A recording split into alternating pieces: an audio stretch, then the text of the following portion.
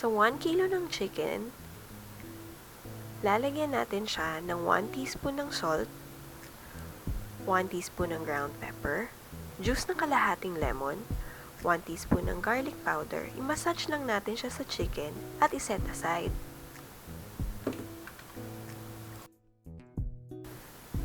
Para naman sa ating batter recipe, gumamit ako ng 3/4 cup ng flour, 1/2 cup ng cornstarch, 1 teaspoon ng salt, 1 teaspoon ng baking powder, 1 teaspoon ng garlic powder, at 3/4 cup ng water.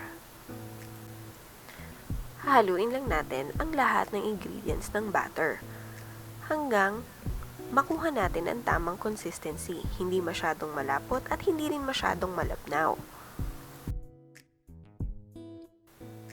Ilubog na natin ang ating mga chicken dun sa ating batter.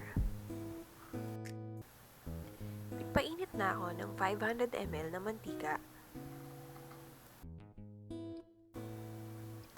2 beses natin piprituhin ang ating chicken wings para mas maging malutong ang mga ito.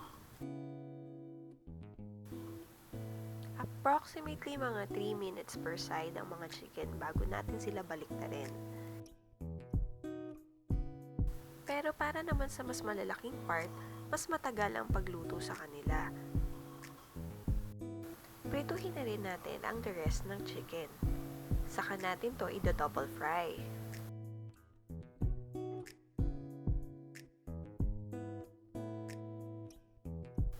Para naman sa ganito kalalaking parts ng chicken, nga 5 to 6 minutes ang pagpiprito per side.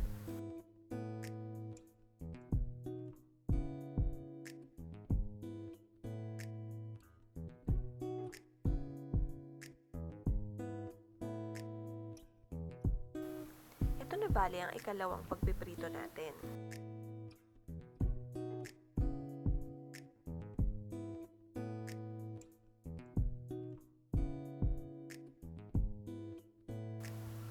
Para naman sa sauce na i-coat natin sa chicken, sa isang pan, naglagay ako ng konting oil para hindi masunog ang ating butter.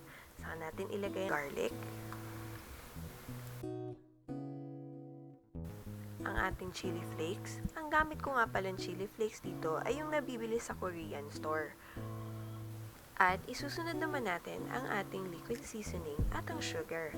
Mix lang natin sila hanggang matunaw ang sugar. Pag ganito na ang consistency ng ating mixture, pwede na natin ihalo ang ating mga chicken.